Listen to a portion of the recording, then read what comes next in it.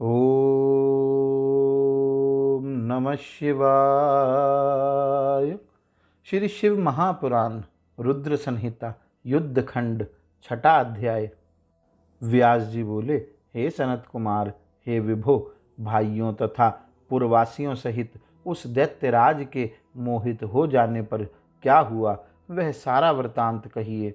सनत कुमार बोले, त्रिपुर के वैसा हो जाने पर, उस दैत्य के शिवार्चन का त्याग कर देने पर और वहाँ का संपूर्ण स्त्री धर्म नष्ट हो जाने पर तथा दुराचार के फैल जाने पर लक्ष्मीपति विष्णु कृतार्थ होकर देवताओं के साथ उसके चरित्र को शिवजी से कहने के लिए कैलाश पहुँचे। देवताओं के साथ ब्रह्मा सहित उनके पास स्थित होकर उन पुरुषोत्तम रमापति विष्णु ने समाधि से तथा मन से प्राप्त होने वाले उन सर्वज्ञ परमेश्वर सदाशिव की इष्टवाणी से स्तुति की। विष्णु जी बोले, आप महेश्वर, देव, परमात्मा, नारायण, रुद्र, ब्रह्मा तथा परब्रह्म स्वरूप को नमस्कार है। ऐसा कहकर महादेव को दंडवत प्रणाम करके शिव में अपना मन लगाए हुए प्रभु विष्णु ने अपने स्वामी उन परमेश्वर शिव का मन से स्मरण करते हुए जल में स्थित हो दक्षिणामूर्ति से उत्पन्न हुए रुद्र मंत्र का 1.5 करोड़ जप किया। उस समय सभी देवता भी उन महेश्वर में अपना मन लगाकर उनकी स्तुति करने लगे। देवता बोले, सब में आत्म रूप से विराजमान, सबके दुखों को दूर करने वाले रुद्र, नीलकंठ, चैतन्य रूप एवं प्रचेता आप शंकर को नमस्कार है। आप हम सबकी आपत्तियों को दूर करने वाले हैं तथा हम सबकी गति हैं। हे दैत्य सुदन, आप सर्वदा हम लोगों से वंदनीय हैं। आप आदि अनादि स्वात्मानंद अक्षय रूप तथा प्रभु हैं। आप ही जगत प्रभु तथा साक्षात प्रकृति एवं पुरुष के भी सृष्टा हैं। आप ही रज, सत्व तथा तमोगुण से युक्त होकर ब्रह्मा, विष्णु तथा रुद्र स्वरूप होकर जगत का सृजन, पालन तथा संहार करते हैं। आप इस जगत में सबको तारने वाले, सबके स्वामी, अविनाशी, वर देने वाले, वाणीमय, वाच्य और वाच्य वाचक भाव से रहित भी हैं। योग वेत्ताओं में श्रेष्ठ योगी जन, मुक्ति के लिए आप ईशान से ही याचना करते हैं। आप ही योगियों के हृदय रूप कमल में विराजमान हैं। सभी वेद एवं संतगण आपको ही तेजो राशि, परात्पर स्वरूप और तत्वमसि इत्यादि वाक्य से जानने योग्य पर ब्रह्म स्वरूप कहते हैं। हे विभो, हे शर्व, हे सर्वात्मन, हे त्रिलोकाधिपते, हे भव, इस संसार में जिसे परमात्मा कहा जाता है वह आप ही हैं। हे जगत गुरु, आपको ही दृष्ट, श्रुत, जानने योग्य, छोटे से भी छोटा एवं महान से भी महान कहा गया है। आपके हाथ, चरण, नेत्र, सिर, मुख, कान तथा नासिका सभी दिशाओं में व्याप्त हैं। अतः मैं आपको सभी ओर से नमस्कार करता हूँ।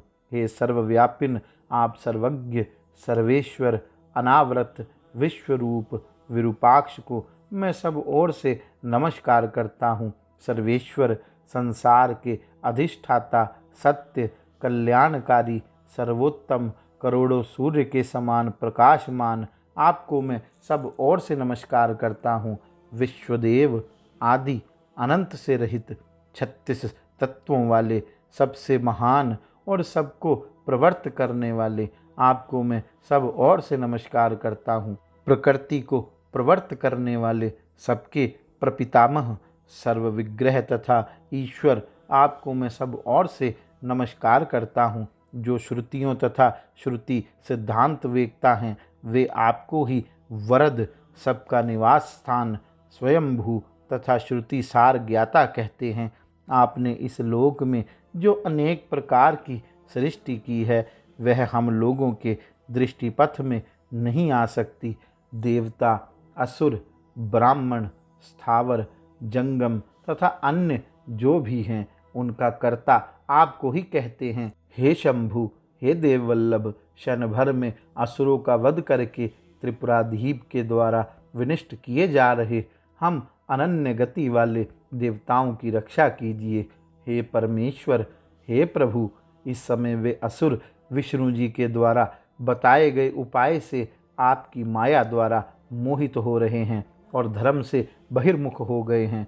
हे भक्त वत्सल, उन दैत्यों ने हम लोगों के भाग्य से समस्त धर्मों का त्याग कर दिया और वेद विरुद्ध धर्मों का आश्रय ले लिया है। हे शरणप्रद, आप तो सदा से ही देवताओं का कार्य करने वाले हैं और इस समय हम आपकी शरण में आए हुए हैं। आप जैसे चाहे वैसा करें। सनत कुमार बोले, इस प्रकार महेश्वर की स्तुति कर वे देवता दीन हो हाथ जोड़कर सिर झुकाकर उनके आगे खड़े हो गए। इस प्रकार इंद्रादि देवताओं के द्वारा स्तुति किए जाने पर तथा विष्णु के जप से प्रसन्न हुए भगवान सर्वेश्वर बैल पर सवार हो वहां आ गए। वहां पर नंदीश्वर से उतरकर विष्णु का आलिंगन करके प्रसन्न चित्त वाले प्रभु नंदीश्वर पर हाथ रखकर सभी की ओर मनोहर दृष्टि से देखने लगे। तत्पश्चात पार्वतीपति शंकर प्रसन्न होकर कृपा दृष्टि से देवताओं एवं विष्णु की ओर देखकर गंभीर वाणी में कहने लगे।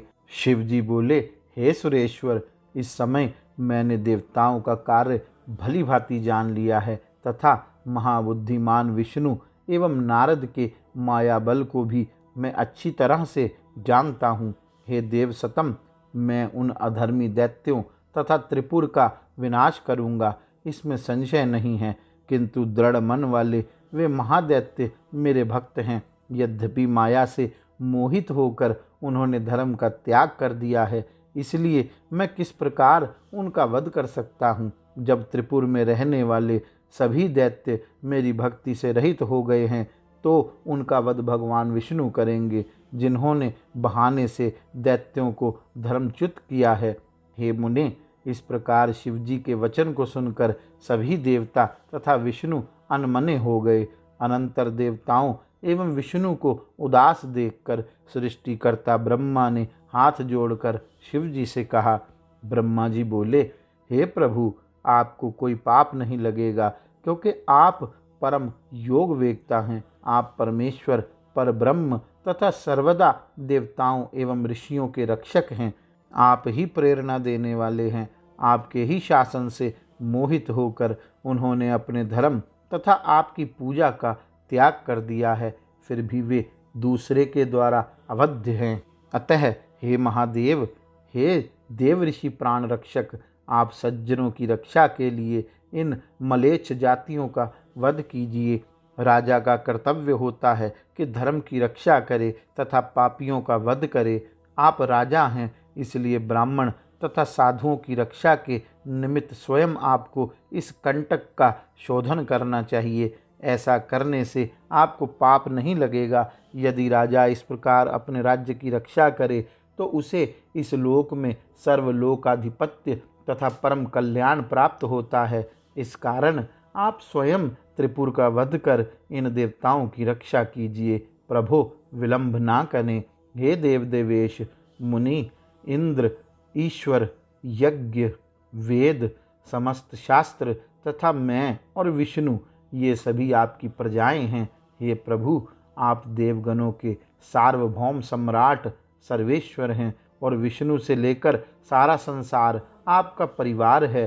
हे अज, विष्णु आपके युवराज हैं, मैं आपका पुरोहित हूँ एवं ये इंद्र आपके राज्य की देखभाल करने वाले तथा आपकी आज्ञा के परिपालक हैं।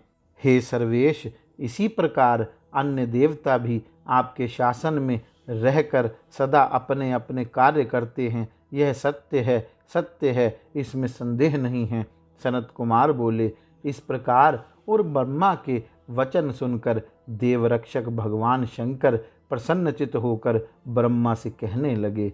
शिवजी बोले, हे ब्रह्मन, यदि मैं वस्तुतः देवराज तथा सबका सम्राट कहा गया हूँ, फिर भी मेरे पास ऐसा कोई साधन नहीं है जिससे मैं इस पद को ग्रहण कर सकूं। मेरे पास योग्य सारथी सहित महादिव्य रथ नहीं है और संग्राम में विजय दिलाने वाला धनुष बाण आदि भी नहीं हैं। जिस रथ पर बैठकर धनुष बाण लेकर तथा अपना मन लगाकर उन प्रबल दैत्यों का संग्राम में वध कर सकूं। सनत कुमार बोले, तब ब्रह्मा, इंद्र एवं विष्णु के सहित सभी देवता प्रभु के वचन को सुनकर परम प्रसन्न हो उठे और महेश्वर को प्रणाम कर उनसे कहने लगे। देवता बोले, हे देवेश, हे महेश्वर, हे स्वामी, हम लोग आपके रथादि उपकरण बनकर युद्ध के लिए तैयार हैं। इस प्रकार कहकर प्रसन्न हुए वे सभी देवता एकत्रित हो शिवजी की इच्छा जानकर हाथ जोड़कर अलग अलग कहने लगे। इस प्रकार श्री शिव महापुराण के अंतर्गत द्वितीय रुद्र संहिता के पंचम युद्ध खंड में शिव स्तुति वर्णन नामक छठा अध्याय पूर्ण हुआ। गौरी शंकर भगवान की जय। ओम नमः शिवाय।